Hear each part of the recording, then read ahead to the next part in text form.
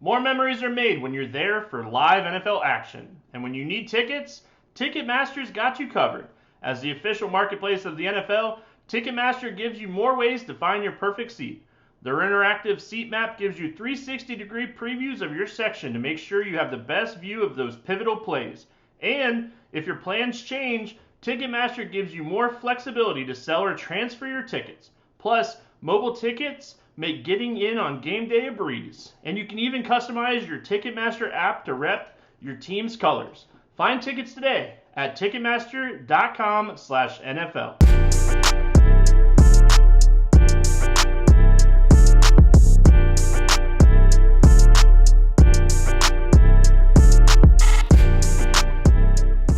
Food for thought, NFL, right here on RotoGrinders, week 3, just about in the books, and right on cue, I'm getting an ESPN push notification. The news, the drama, it never stops on and off the field. Electric week 3. I'm here with the man, Will Priester, Chief Justice 06. What's going on, my good friend? Welcome back to Food for Thought. Yes, sir. Absolutely. This is a good week to come on and talk about some football. As we just saw, I feel like this was probably that 1 week. There's always 1 week in the NFL where things are off. It's a topsy-turvy week. Everything goes against what you expect. I don't think anything this week went exactly how we thought it would go. Outside of Chargers, Vikings, everybody expected that game to be somewhat of an explosion, right? And for about a half of football it was. But generally speaking, I think we just saw some interesting outcomes in these football games. Let me just say that. Very interesting outcomes. Elephant in the room. I think the whole league is the elephant in the room this week, outside of a handful of games. So I'm going to just go ahead and let you kick us off, Luke. Elephant in the room. Where do you want to start this week? Because I've got tons to say about everything. So I'm really going to try to temper my thoughts and be very concise here. Now let's rip the Band-Aid right off. 70 points. We're going to start there. Yeah. 70 points. And I'll just say this, that, just mixing in some personal stuff here. My girlfriend has watched more college football and NFL football than she probably ever did before she met me. So we throw some college games on and she's thinking, wow, 70-0, 75-7. Are these real scores? What is happening in these college games? And I said last week, yeah, it never happens in the NFL. You never see 70 points in the NFL. Well, was I a liar? And last week we recorded, and I came on here and I said, I think Denver's the most overrated defensive unit out of either side of the ball in the league, right? Offense, defense, that gives you over 60 units in what they do. And no, I thought Miami had 30 plus potential. They more than doubled it. Unreal. I personally ended up making 4 hand builds, and we record so early in the week that so much changes. I had Tyreek in 2 of them. I had Russell Wilson, Judy with a Tyreek run back in one of my teams. One of my other teams was a Desmond Ridder build, which didn't work out, but I had Tyreek and Cortland Sutton, who had a touchdown, had a second one called back. But you alluded to it when we were talking a little bit off the air. Denver just couldn't hang whatsoever. It wasn't like it was 70-30. I mean, they got absolutely mollywopped here. So, holy crap, Chief. We got to start with the big one here. And just there's so many more narratives and things that come out to the media afterwards. I just want to throw this at you that Mike McDaniel said the players were in favor of taking a knee and not going for the record. And also, something that I completely forgot about is Denver refused to interview him as a head coach a couple of years ago. And stemming back even further, he was the ball boy for the Broncos years ago. So he was kind of running it up. I mean, hell, Mike White was throwing dimes to Robbie Anderson. I mean, they pulled the starters, and you're not just going to tell your third stringers to go out there and just roll over. And Mike White was unleashed. His whole team was absolutely cruising. We haven't seen anything like this in a very long time. Yeah, and I think I'm going to start from the game. I'm going to start from that point, and let's just work our way backwards since you brought it up. As an aside, we're talking about Miami.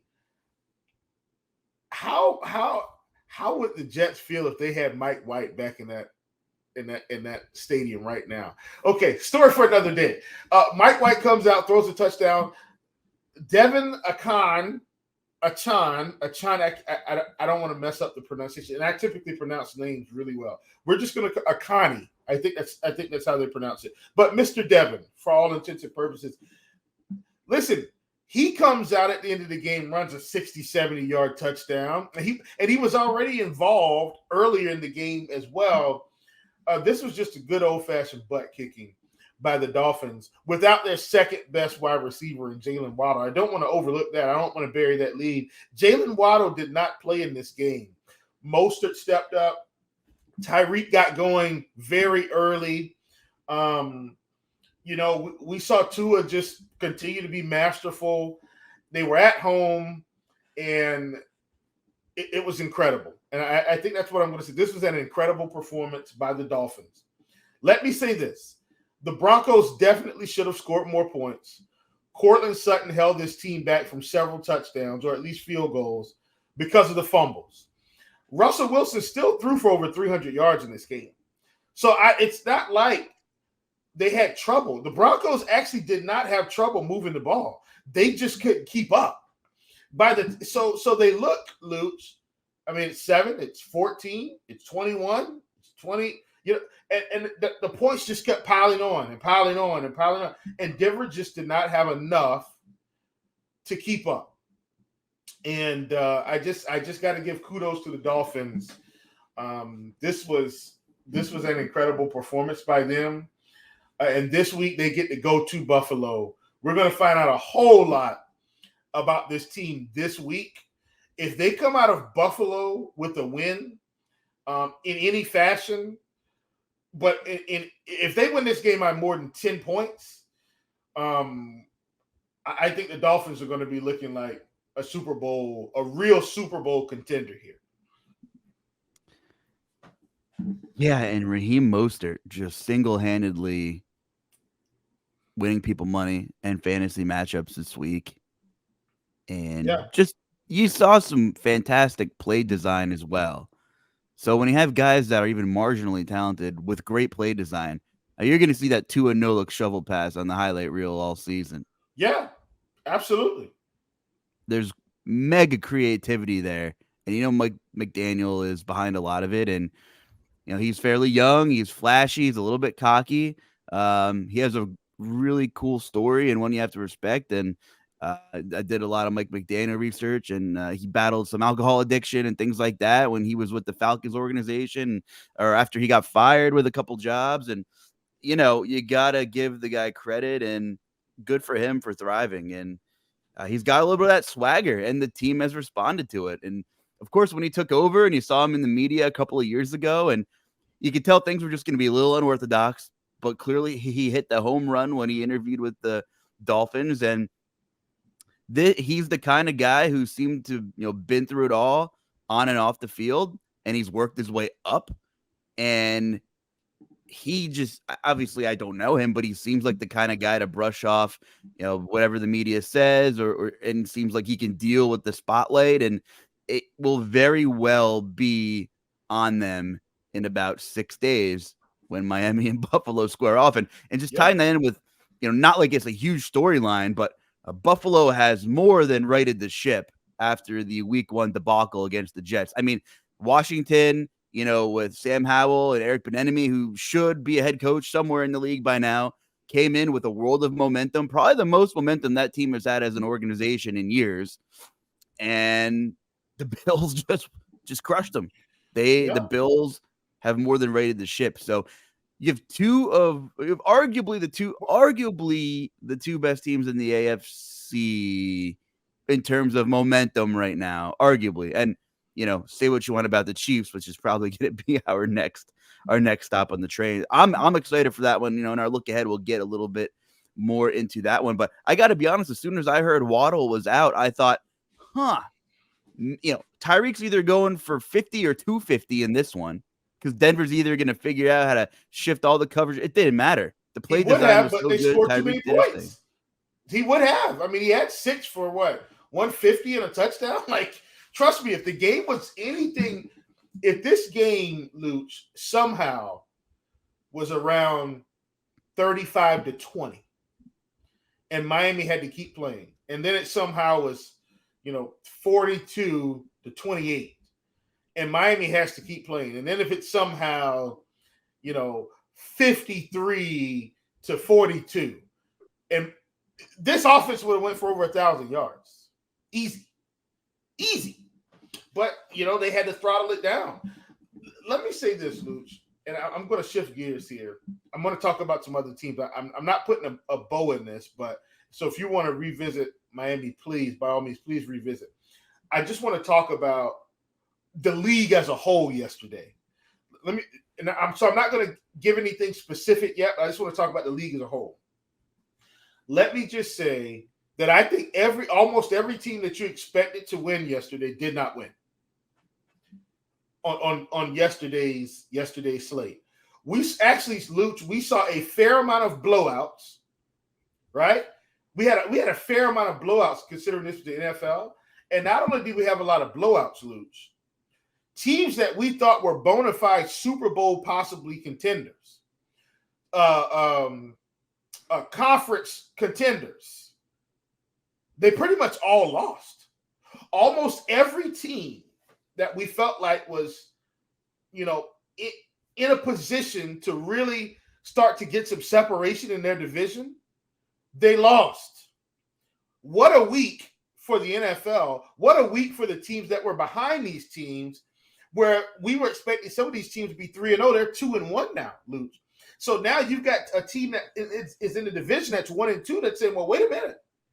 And I know it's just one game, but there's a big difference between 3-0 and 2-1 and 3-0 and 1-2.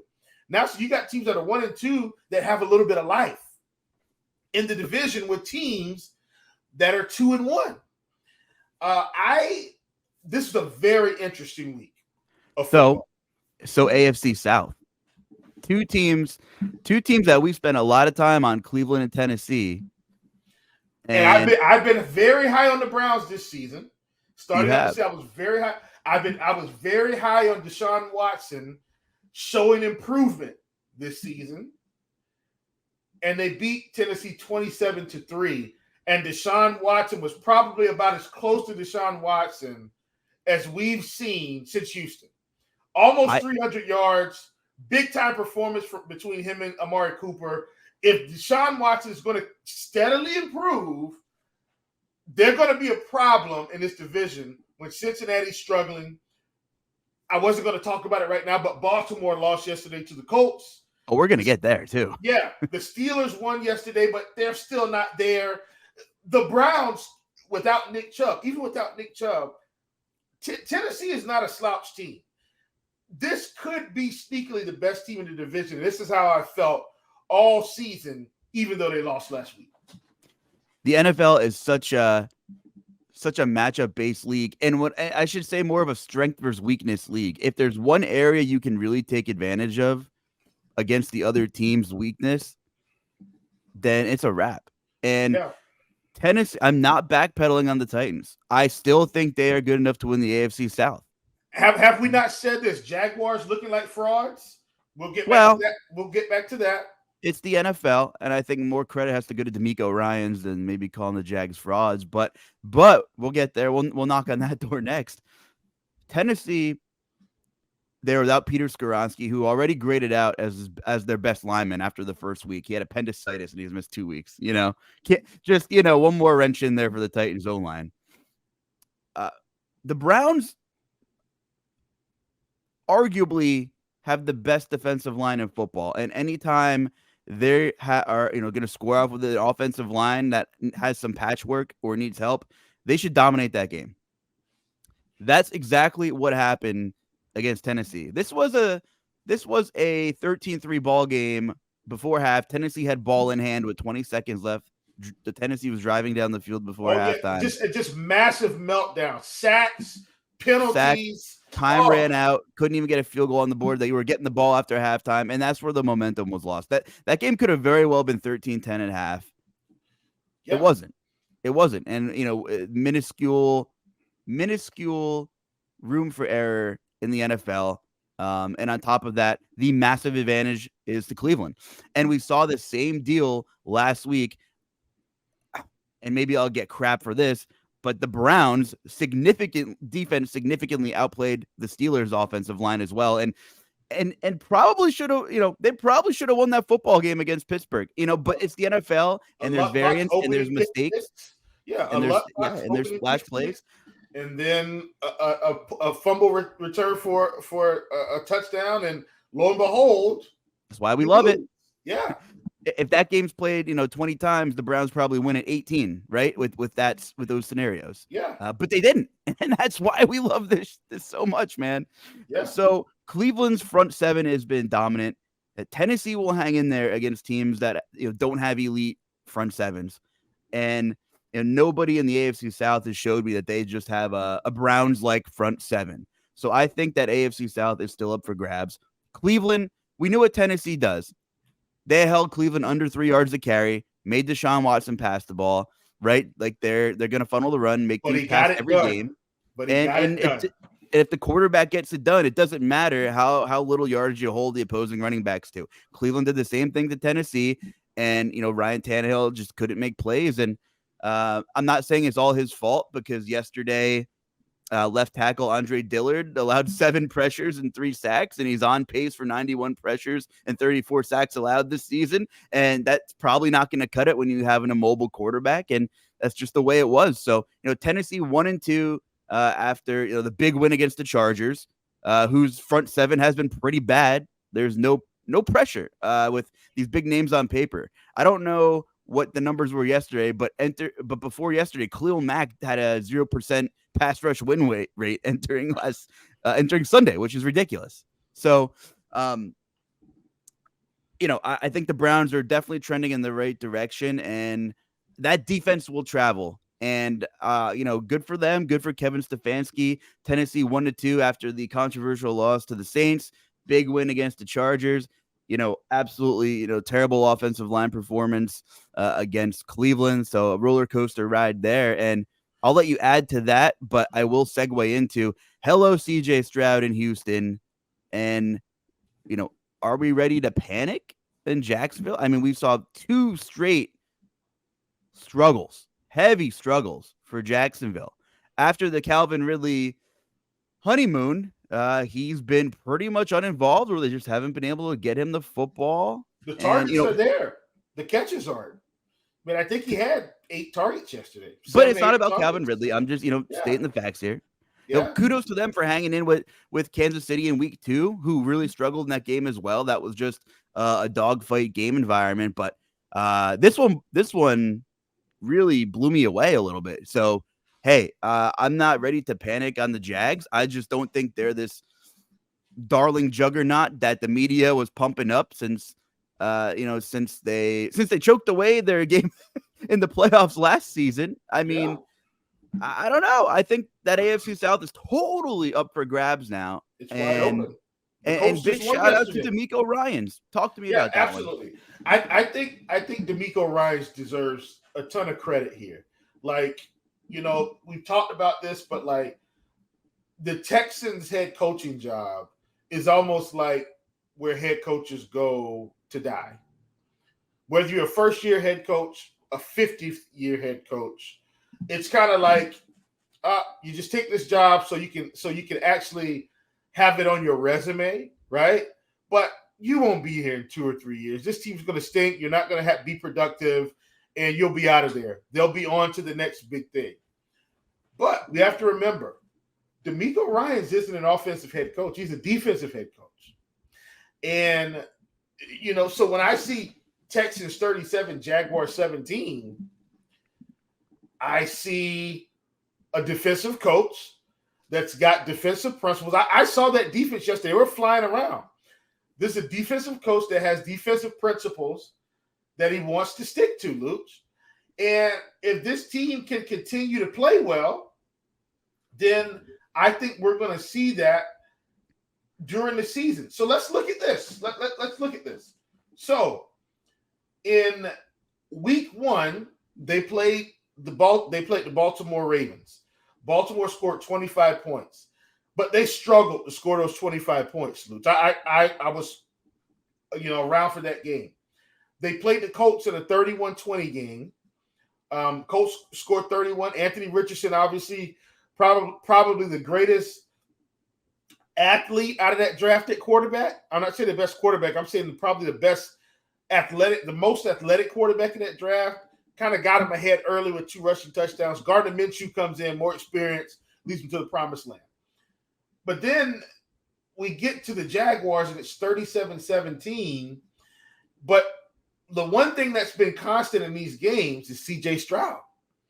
So we saw what I feel like this week, Luch. I feel like we saw complimentary football.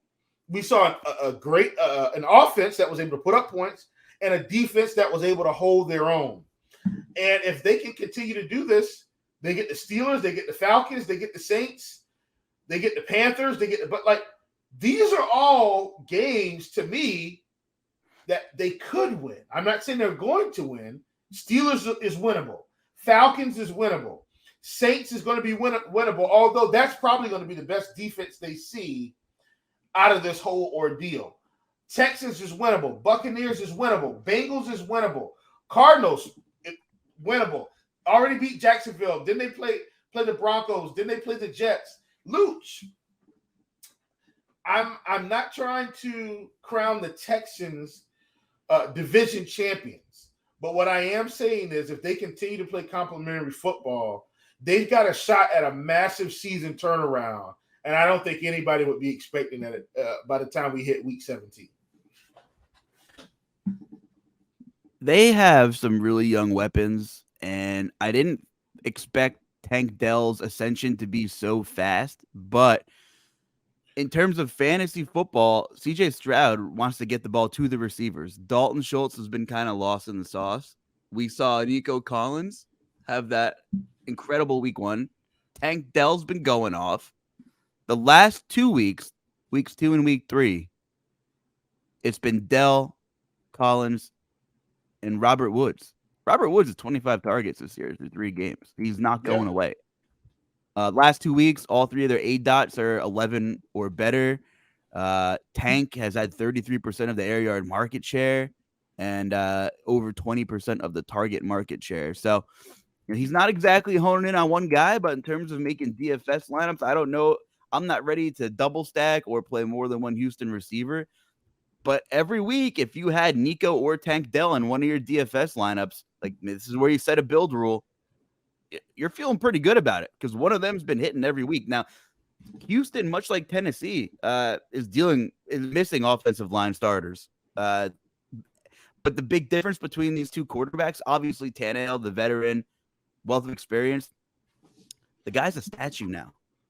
He'll run on a couple design plays, but Stroud has that shifty pocket mobility where he can deal with a subpar offensive line and avoid negative plays more often than any statue quarterback could. So Stroud's working back there. 4 touchdowns, no picks through his first 3 NFL games. And boy, you can't ask for much more than that from a rookie quarterback. Yeah. Let me just say this too, Luch. The situation matters. The coaching staff matters. All of these things matter, right? Because they can really help to set up your career for success or set you back. And I'm going to parlay this into a little bit of Baker Mayfield talk because we've all been I have not been a Baker Mayfield fan, but let me just say Baker looks much better in Tampa Bay than he's looked his whole career. Part of his career he's been hurt. He's had a lot of coaches, but look at the job he's been doing now, where he's got what I would consider to be a competent offensive coordinator. So when I look at C.J. Stroud, DeMeco Ryans' defensive coach, I think we got to tip our hats off to this offensive coaching staff, putting him in a position to be successful and then allowing him to play their strengths, right? Hey, move around a little bit. We're going to give you some concepts. They went and got him enough weapons. Like Robert Woods is a seasoned veteran receiver. You put that with Nico Collins, who's kind of a mid-range guy, and then you got a young, explosive rookie. You went out and got, a reasonably veteran tight end who, while he may not be involved in the offense, he understands enough about the NFL. He's going to be a professional. Like, it's kind of a well-constructed receiver room, if you will, right? Think about some of the better receiver rooms. Like, let's just go to Miami. Tyreek's the veteran. Waddle's like the next man up. And then you've got guys like Braxton Berrios and River Craycraft who have some stability. They let Mike Gesicki go to allow Durham Smythe to come along. They've got Mostert. They've got Devin Akani, Mr. Devin. They've still got not Abdullah. My goodness, Abdullah plays for the Raiders. His name is eluding me right now. But my point is, they've got a balanced wide receiver room, a balanced group of receivers. You go to the Bills, you've got Stephon Diggs, who's the number one guy. You got Gabriel Davis, and then you've got some other guys. You've got what's the tight end there? Dawson Knox and the young guy Dalton Kincaid. Right, like this is how you build. You go to the Lions. They've got Jamison Williams, who's not playing. They've got Amon-Ra St. Brown. They've got Marvin Jones, who's the veteran, right? They've got Laporta, who's the young tight end. Like the Saints, Michael Thomas. Pass the torch. Right, Michael Thomas, Shaheed, Chris Olave. Just go and look at how teams build their receiving groups. This is how you do it. And so they've done that in Houston in a unique way, where their number one guy isn't actually the number one guy. They've just got a good collection of talent that balance each other out, and they're allowing Stroud to just spread the ball around. I think Stroud threw it to probably 8 or 9 guys yesterday or this past weekend. If he's going to play like that, how are you going to slow this offense down? CJ Stroud said, you can shove your cognition tests up your you-know-what, because I'm going out there, and through 3 games, I have accumulated the 3rd most passing yards by any rookie quarterback in league history through 3 games. And by the way, we won't find out for years, but I am willing to bet all the money in my pocket here that, yes, the Tennessee Titans would have happily taken CJ Stroud at number 3 during that whole process. And I'm not saying Will Levis isn't going to work out, because I actually do believe in Will Levis, especially with the value and the side of getting him in round 2, which, this is a conversation for another time. But Mike Vrabel's an OSU guy. He knows Ryan Day well. I know the Titans were going for CJ Stroud. So big credit for Houston. They, put on that smoke before the draft, and there were books saying, well, Levis was going to. I don't know who they know in the media world or, underground, or who they know in Vegas or whatever. But they, for a pick that should have been all too obvious with CJ Stroud, they did as good a job as they could to throw out the most smoke across the league that maybe we're not taking CJ Stroud. And then it was a no-brainer. Everything appeared to be a no-brainer. It was always Stroud. And so far, so good. And as a Texans fan in the organization, you have to feel pretty freaking good after almost a month of football, CJ Stroud leading the charge. Yeah. I mean, being able to get him and Tank Dell, I think, was good. I want to talk about the other side of this game, which is the Jaguars, who something's going on with this offense, right? Like, they just can't get enough continuity. Now, I will say this, Luch, because I saw a lot of these games, like with Red Zone. So they were driving the ball several occasions. Jamal Agnew fumbled, and I think he fumbled twice. Like, but that's the thing. You do that, and then the game goes from 17-20 to 17-30, just like that, on turnovers. And so that's another thing that happened in this game that you won't see in the score. They were in the middle of some beautiful drives, and a turnover cost them, or a bad sack cost them. And so they just haven't been able to have sustainable offensive drives. And they did the same thing with Kansas City. They did the same thing in week 1. Like, if you can't have sustainable offensive drives in the NFL, even if you're taking field goals, if you keep, and that's the thing, and I'm a field goal guy, right? Because of one reason. If you can continue to prove that you can drive and score points, your defense is going to have a better psyche. They're going to play better. Trust me, 20-9 is a lot worse than 20-0. They get a stop, you get a touchdown. It's now 20-16. You're saying, well, wait a minute. We got a shot here, right?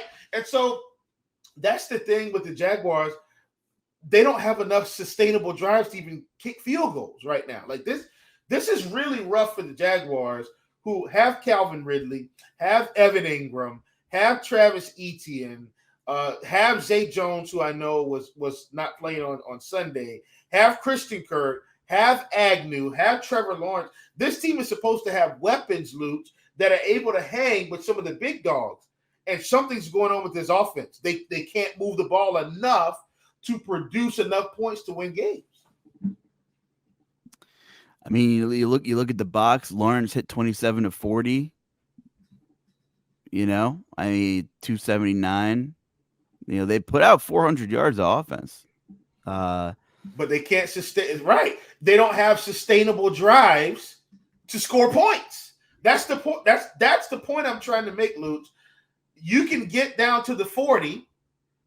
What is that getting you? Okay, you drove 40, 50 yards this drive, no points. You drove 40, 50 yards the next drive, no points. You drove 40, 40, 50, 60, 40 to 60 yards the next drive, no points. Right? It's like you got to score points to win these games. Doesn't matter if you throw for 300. Russell Wilson threw for 300. They lost 70-20.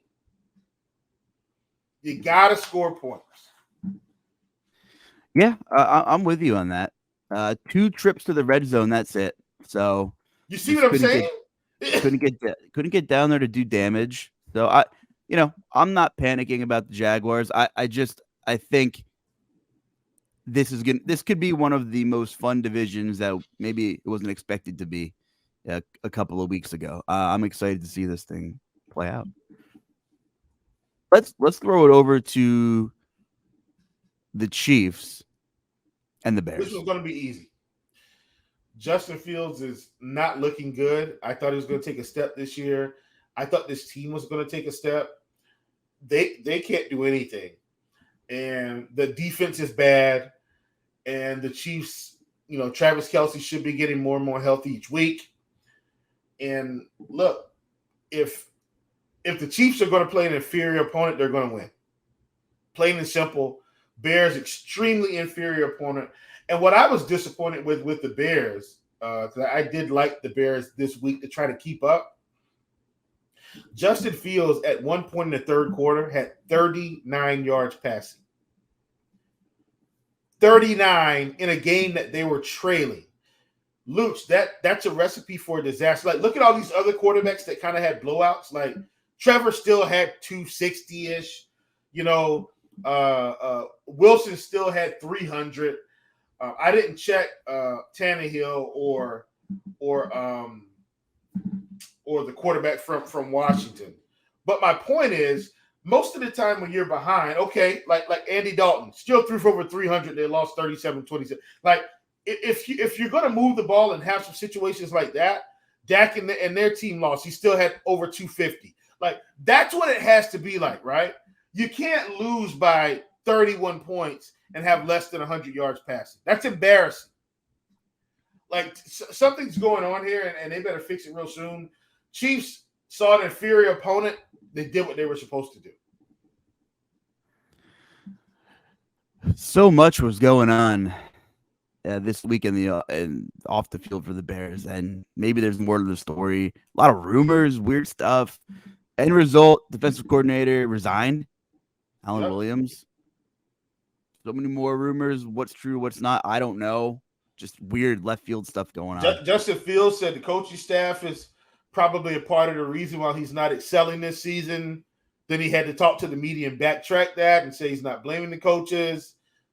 It was a lot. It was a lot. And like, what did they try to install in this offseason that, Fields kind of said he felt like more robotic and stuff like that? I mean, like, you can regress a bit, but still Fields is such a gifted runner that how does it just avalanche into flipping such a 180 like that so quickly?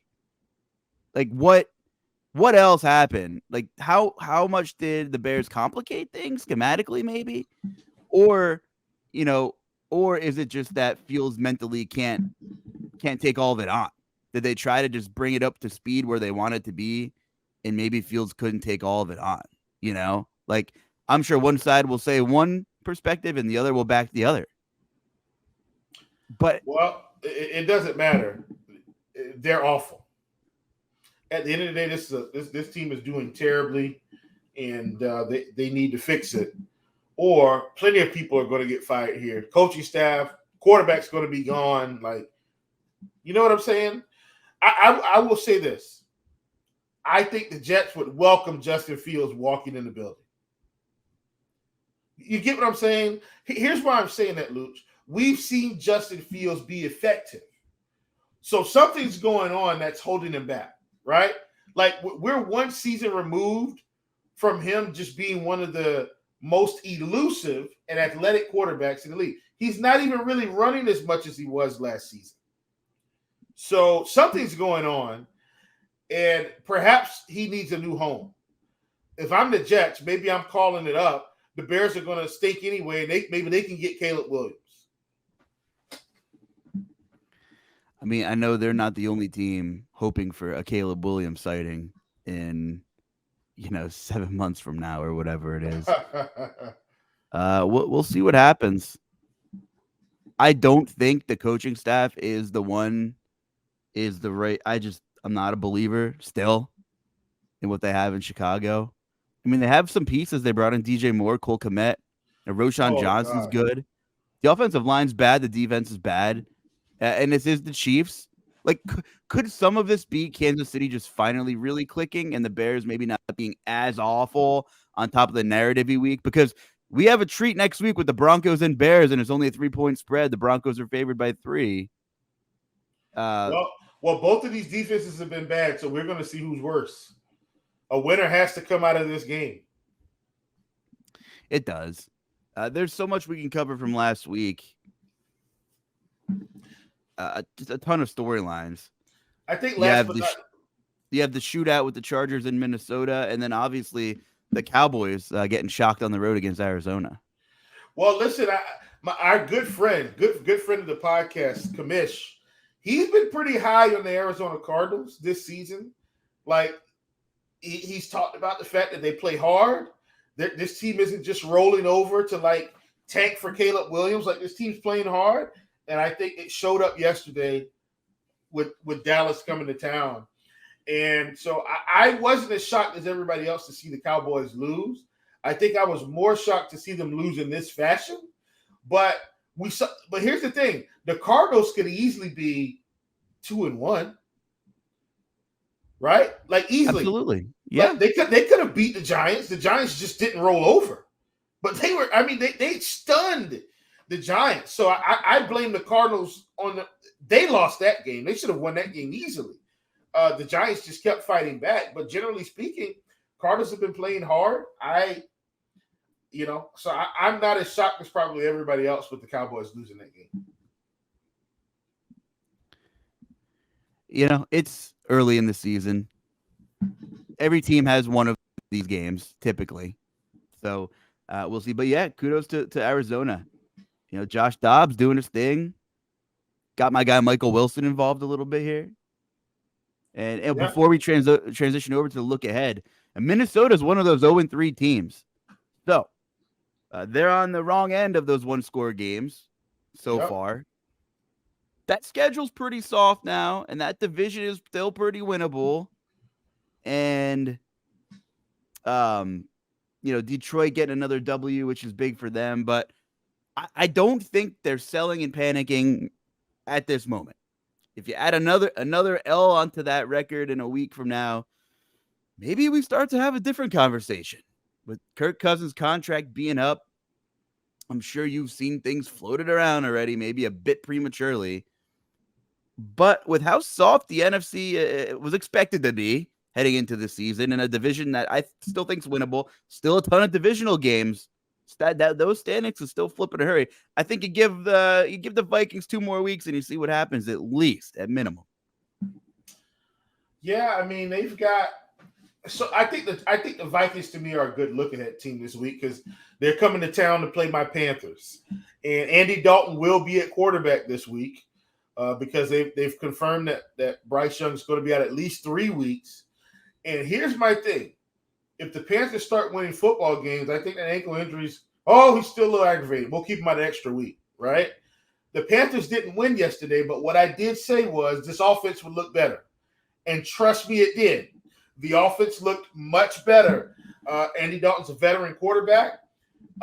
This game is probably going to be another shootout this week. So from a fantasy perspective, Luch, I like the Vikings, but I like the Panthers.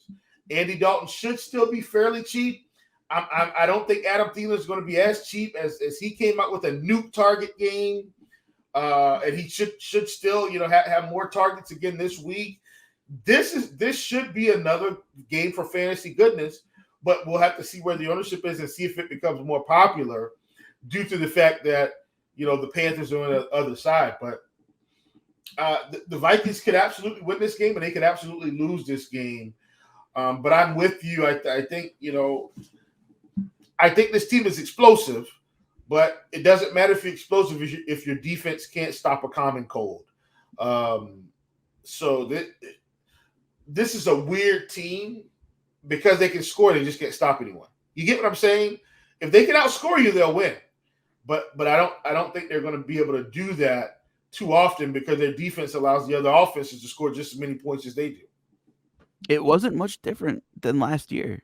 Yeah, they had 1 or 2 more of those splash variance plays go their way here and there, skirting away with a win here or there. They're going to put up points. They can't run the ball, and I'm not sure Cam Akers is going to solve the offensive line issue either, but he's another weapon. Yeah, this game is a good place to start. Do you expect Bryce Young to sit out for week 4? Yes, I do. I don't think – so that was week 2. No, that was week 3. He's not going to be back week 4. I think he possibly comes back week 5. But once again, if this offense is coming along, I don't think he's back. I don't know if we see Bryce until week 6. Because I think the report was, if I'm not mistaken, and please forgive me, folks, if I'm incorrect here, but when I was reading the report, and I feel like they said he was going to be out at least 2 to 3 weeks, which means he's definitely not playing this week. Definitely. And possibly next week. I mean, Carolina moved the ball pretty well with Andy Dalton. Well, they should have. The guy's a veteran. Kind of against another Swiss cheese Vikings-like defense in the secondary. Yeah, absolutely. That was a competitive football game. And Andy Dalton will catch buzz in the industry somewhere with this game environment at his cheap price. And I was on him last week. I was on this offense last week. So, yeah, this offense should have some traction. Sorry to interrupt you there, Luch. No, you're good. I mean, he's not going to give you a 30-point ceiling, but some of his skill players, such as Thielen, clearly they have rapport. And some of that player speak in the media this week with Thielen talking up Dalton. Thielen had a strong week last week, and he came back and looked even better. He looks like the key cog in that offense right now. Yeah. And would you put Adam Thielen's stock higher with Andy Dalton than Bryce Young right now for fantasy? Right now, yes, absolutely. And I said this on the Blitz show last week, Luch. Like, I don't dislike Bryce Young. He's the future. But we don't have a scrub, and hear me out now. We don't have a scrub backup quarterback. Andy Dalton was a bona fide starter in this league for 7 or 8 years with A.J. Green. Like, I think we forget that. His Cincinnati days aren't that far removed, right? I know he was with the Saints, and I know he was with the Cowboys, but listen, this guy could be a starter in this league. I'll tell you this. Let me just say this. If Andy Dalton was with the Jets right now, we think the Jets still had a shot. at getting into the playoffs. We would. Garrett Wilson would get the ball more. The tight ends would get the ball more. The running backs they'd have an offense that could move the football. You get what I'm saying? The only reason Andy Dalton isn't in Cincinnati right now is they just couldn't win football games. They turned over the coaching staff and they brought in a new era with Joe Burrow. The AJ Green era left. The T. Higgins era came in. The Tyler Boyd era came in. The Jamar Chase era came in. The Joe Burrow era came in. The Joe Mixon era. It's a whole new regime. But Andy Dalton could be a starter in this league. But guess what? He's now being paid great money to be a backup quarterback. He's just got to mentor these young guys, help them get ready, right? And then when he's called upon, he gets to play. So he's kind of got the best of both worlds now, Luke. He's been the star. He's been one of the franchise pieces. And now he gets to live out his life. Doesn't have to take all those hits on his body season to season to season. And he gets paid more money as an elite backup quarterback. Because I would consider Andy Dalton an elite backup quarterback, right? Like a guy that, okay, your quarterback gets hurt, he comes in. It's not much drop off. He's an elite backup quarterback, and he's going to get paid elite backup quarterback money. This is great for Andy Dalton. This is great. Yeah, I would have interest in Adam Thielen unless his projected ownership gets out of control. Very cheap. Another 300-yard game will be incoming or close to it for Dalton this week. On the flip side, what do you think Cam Akers' involvement is going to be? I mean, I would be shocked if he didn't dress after being inactive shortly after being traded to Minnesota. Could this just be an ugly split, hard to figure out? Probably a large field tournament thing if you want some of that Minnesota backfield. You set a build rule to obviously play just one of them because Madison and Cam Akers is 4,900 on DK. I mean, they're priced cheaply enough that one touchdown and 40 yards and maybe a couple catches puts them in a pretty good spot from their price points. So yeah. Is this backfield just going to be a mess? I don't know if it's going to be a mess, but I think that's the way you approach it. Lean into the uncertainty and play them both, but you're not going to play them both together. Maybe you play Madison. This is just an example. I haven't set any builds yet. It's just Tuesday. But as an example, Luch, maybe you run Madison at 20%. You run Akers at 10%. As an example, Madison is still the lead back until they tell us he's not, right? So I think that's the way you approach this situation, and get exposure to both of them with the offense and go from there. Yeah, obviously Jefferson, there's a bit of an injury scare late in that game. He was just cramping up though. They're just throwing the ball at an insane rate right now. They want to establish a ground game, and I think they need to if they want to be competitive. But for fantasy football purposes, Kirk airing it out to all of the weapons has been fantastic for Osborne, Addison in most games, Hawkinson in most games. Jefferson, they've all had ceiling kind of performances at their price point so far. But if they want to win, if we're talking real football, they're going to have to run the ball a little bit and be effective. And I think that's part of the Akers, maybe there's a spark there. There was some weird, speculative, coach speak from different media outlets about, why the Rams were giving up on Cam Akers. And I feel like he's been rumored to be on the trade block for more than a season now.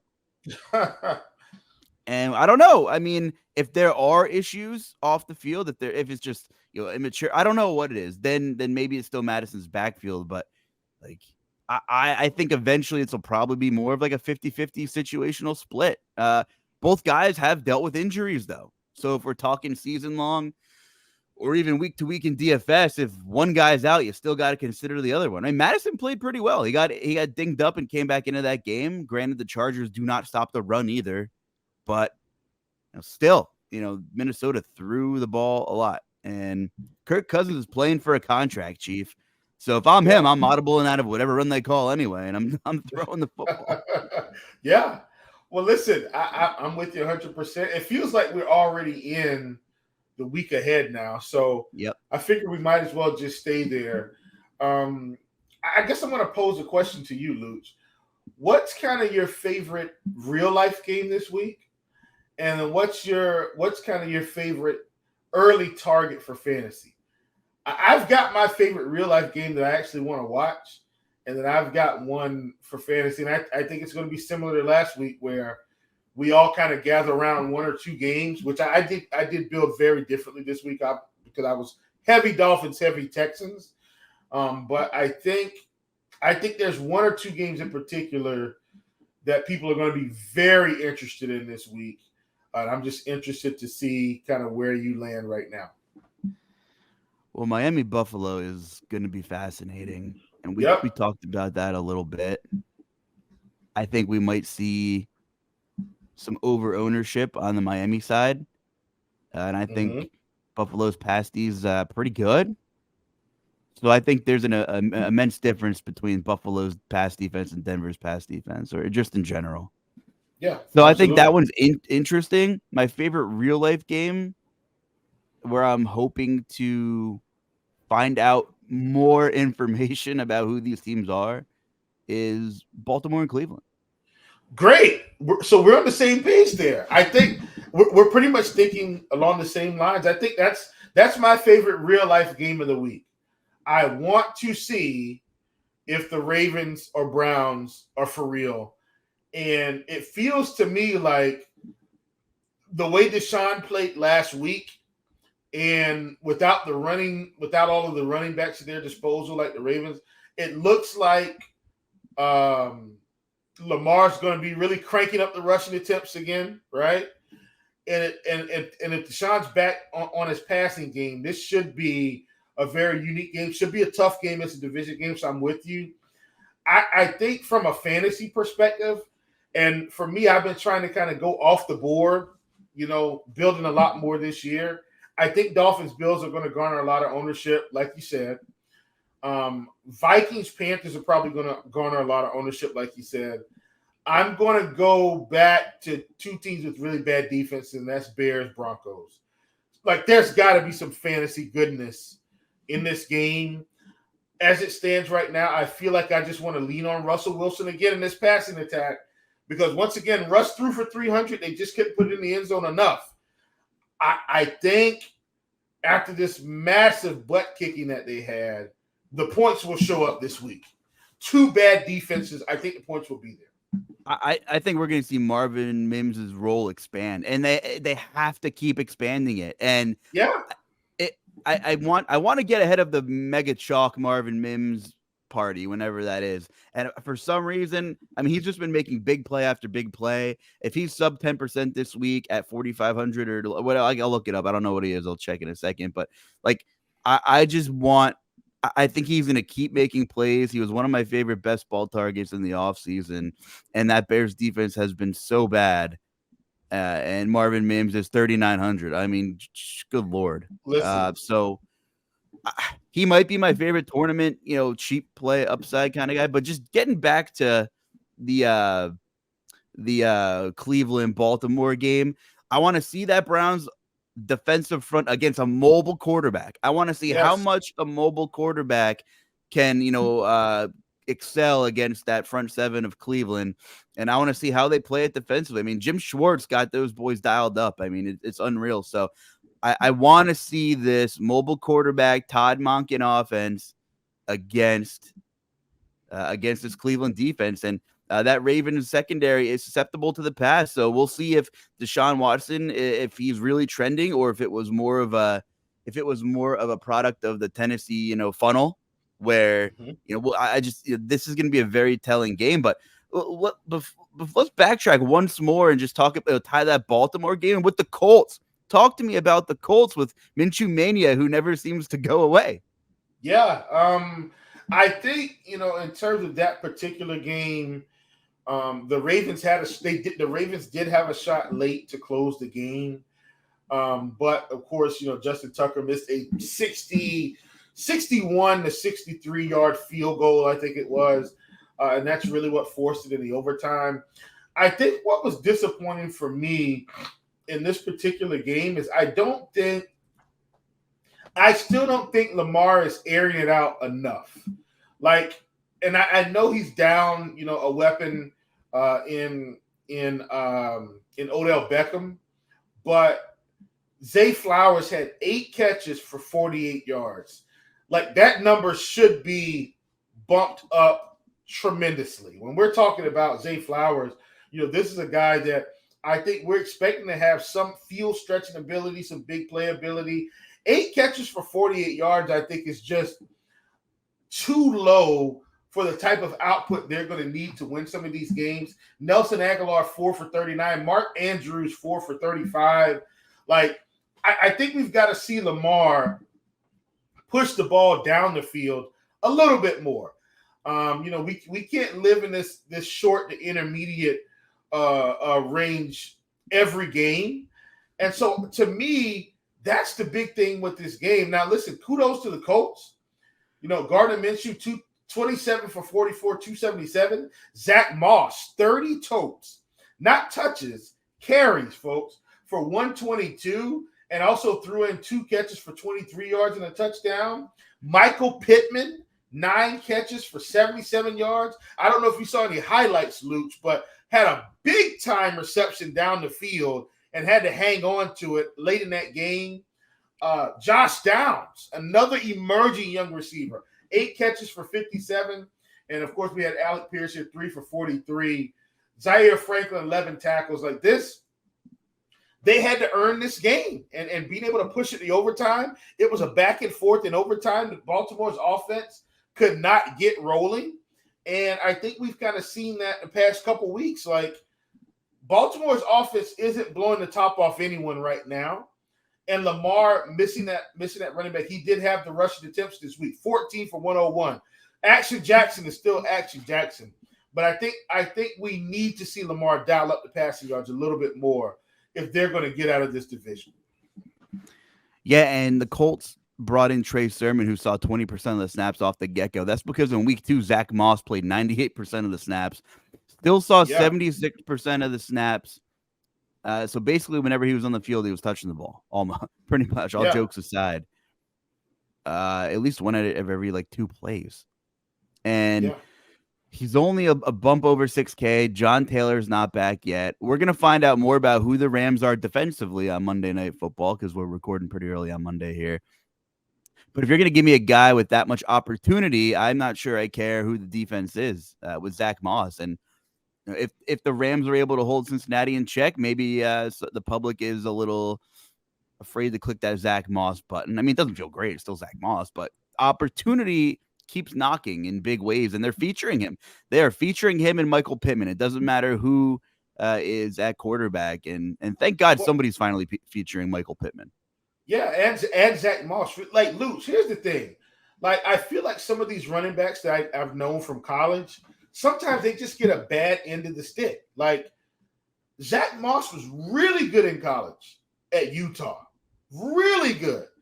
But he gets drafted to Buffalo. Devin Singletary's already there. They're in this weird split. And he just doesn't get to materialize the talent that he was shown in college. Even Devin Singletary was kind of stuck there in Buffalo. And now he's in Houston behind Dameon Pierce. So he's kind of stuck there. I think we saw the same thing with not Dearness Johnson, Duke Johnson, right? Just kind of stuck behind guys, and Zach Moss has got an opportunity.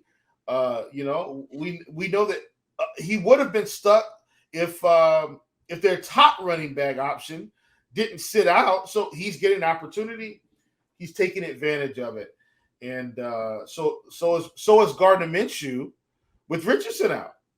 This is why he gets paid dollars to be a backup quarterback, right? Like, these guys, and I'm kind of happy for Gardner Minshew because he's getting to play. And sometimes these guys, he's now going to be an elite backup quarterback, a guy that can come in, control the game for you, push the ball a little bit. So kudos to the Colts for assembling a pretty good roster. Yeah, this might be kind of a GPP look, right? I mean, we talked about a couple of games that we think people are going to flock to. Now that Zach Moss isn't in the 4K range or even the 5K range, people going to want to click that button? I don't know. If the Rams hold Cincy in check, I don't know. I still think he'll might float around in that, 12 to 15% ownership, which isn't going to kill you in NFL DFS. So if you love the volume, then I think you stick with Zach Moss. I think that's interesting. And, we'll find out more about the Rams on Monday. Yeah, and I'm with you. I think we'll know. Excuse me. I think we'll know a lot more about the Rams once we get the final result from Monday night. So we are recording this show, Monday. So once we get the final results, I think we'll know a lot more. I will say Puka Nacua is only 6,700 in that game. And I'm saying only because of the massive targets he's been receiving. We'll see if the targets continue to trend up. From a fantasy perspective, we do have, once again, Justin Jefferson and Tyreek Hill at the top of the list. I do think this Vegas Chargers game is interesting. We saw Devontae get 13 targets on Monday night. On Sunday night.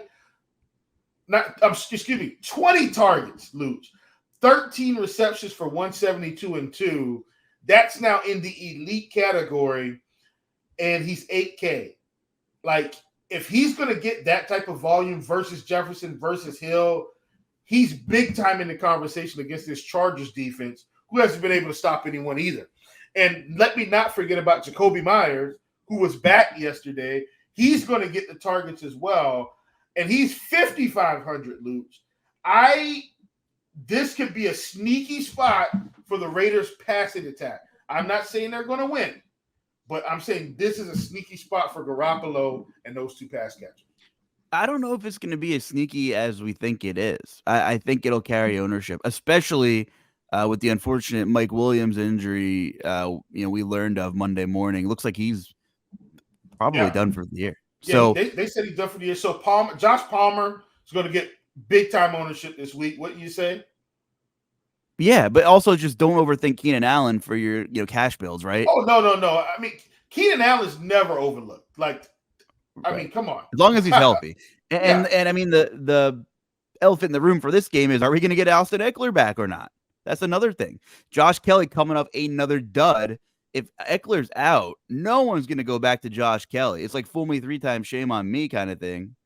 I mean, in that game environment for tournaments, like, you got to put that recency biases. I mean, I know it's not recency bias. Keenan Allen is 7,900. This is Luch.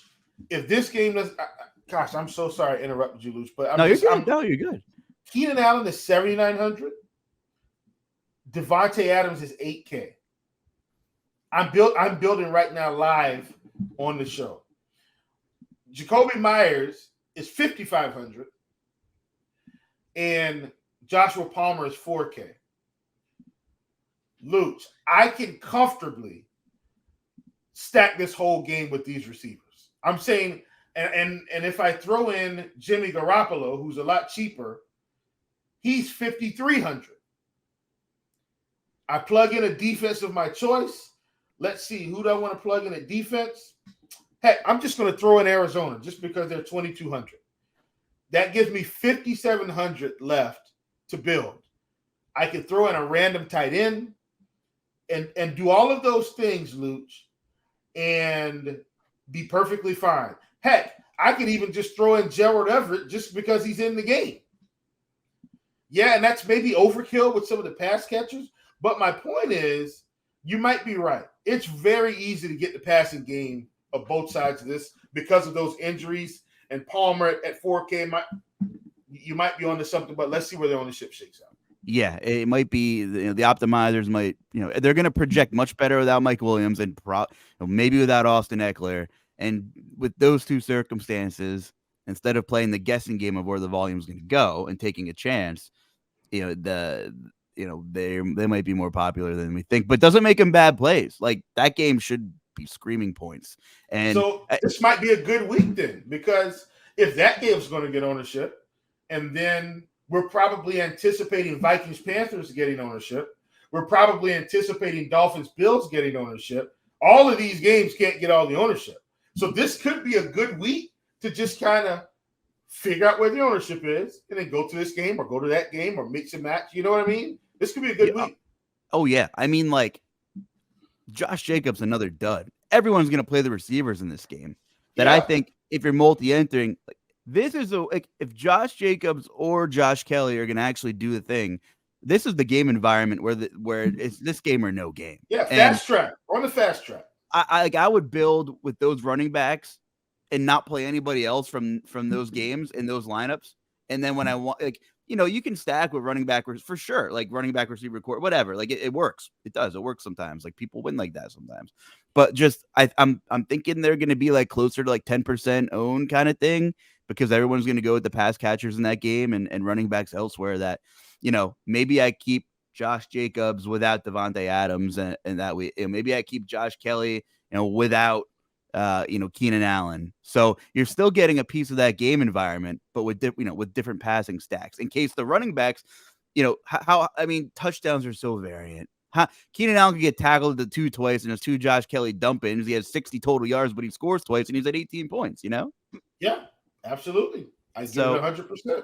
So that's an interesting game, and I think here I think might be the real. I don't know. I mean, like, if we're thinking those games are priorities and they kind of stuck out to us, like, I want to see what Joe Burrow looks like, because I want to see Cincinnati against this Tennessee defense who's gonna force Jamar Chase and T. Higgins to get targets. Yeah, like that's just absolutely. Tennessee's not going to change who they are. They're gonna shut down Joe Mixon and make the Bengals pass. Will the Bengals be efficient? I don't know. Will Joe Burrow look good? I don't know. We haven't even seen him play Monday night yet. But if there's going to be a whopping amount of volume for these Bengals receivers in a game environment that like the public knows Tennessee's defense is pretty good. It's just are they going to sustain drives to make the game environment healthy? I don't know.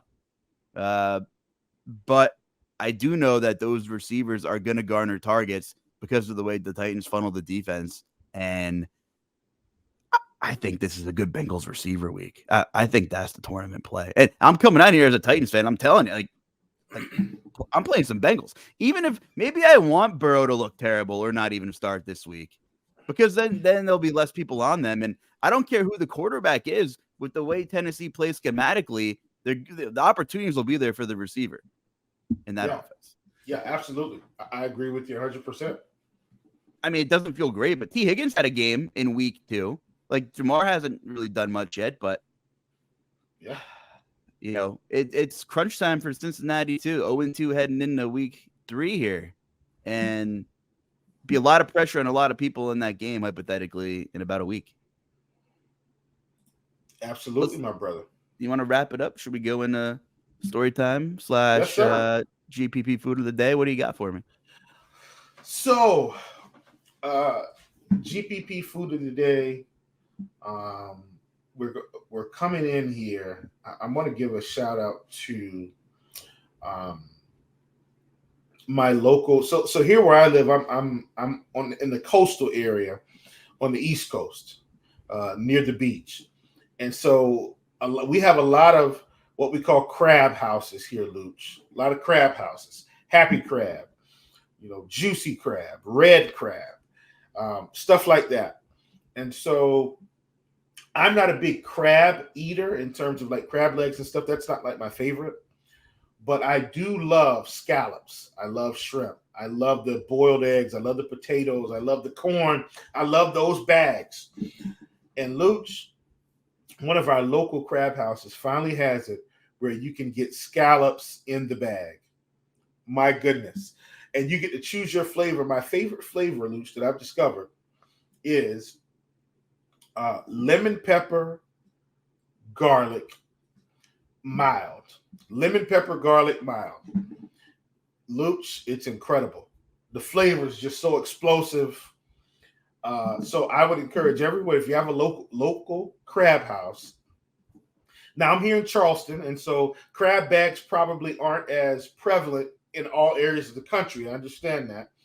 But if you're by a place that you can get scallops, sausage, corn, potatoes, baby red potatoes, all in a flavorful sauce, Luch, go check it out. It'll bless your life. I recently moved to the Lehigh Valley. Again, technically, but I'm here for good now in Pennsylvania. I went to a place. If anyone's in the Lehigh Valley area or driving through, check out the Tavern on Liberty. It's right next to some D2 college football where the school Muhlenberg is. So you can catch some football, catch some food. It's kind of a dive, Tavern on Liberty, but I love a good dive. It's like a nice dive.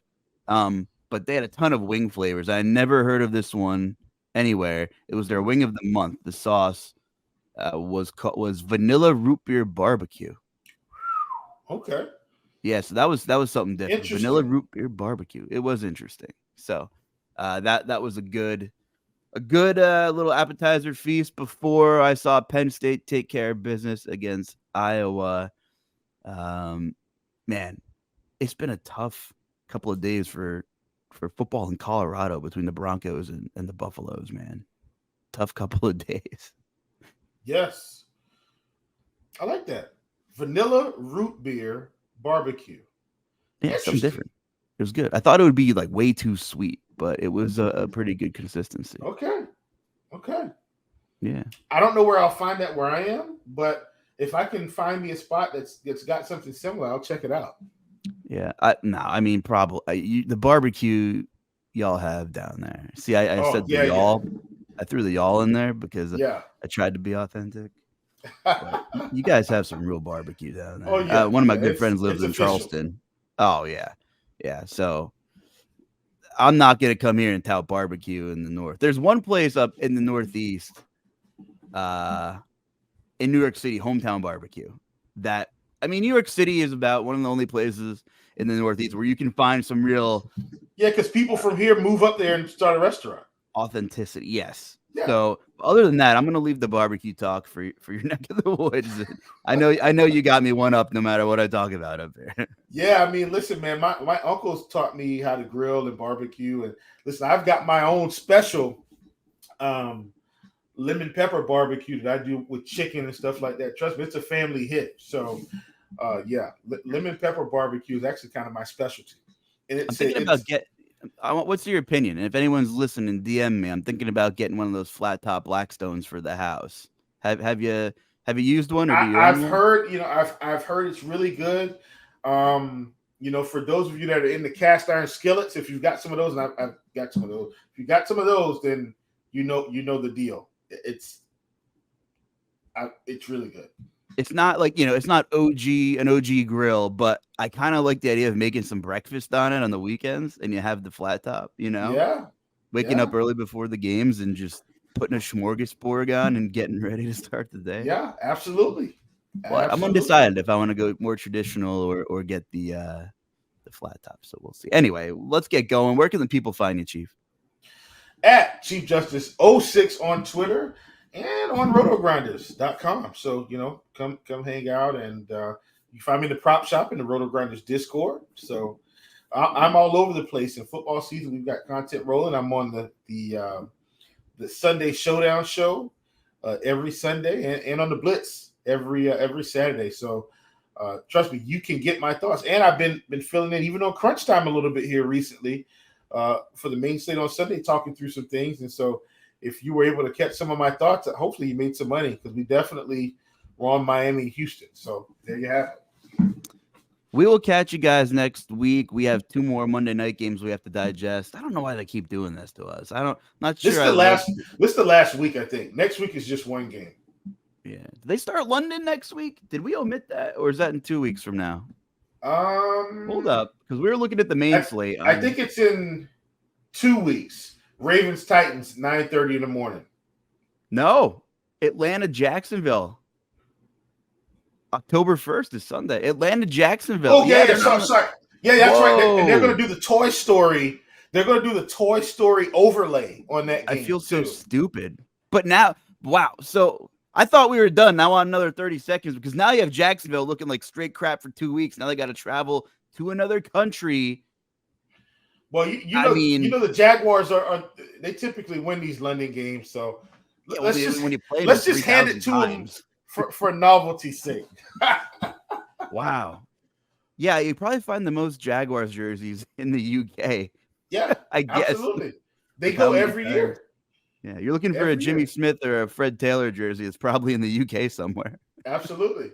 All Absolutely. right, I'm done. I swear. Thanks for tuning in, everybody, for another week of Food for Thought. That's the Chief. I'm the Luch. We'll catch you next week. Good luck, everybody. Have a great week.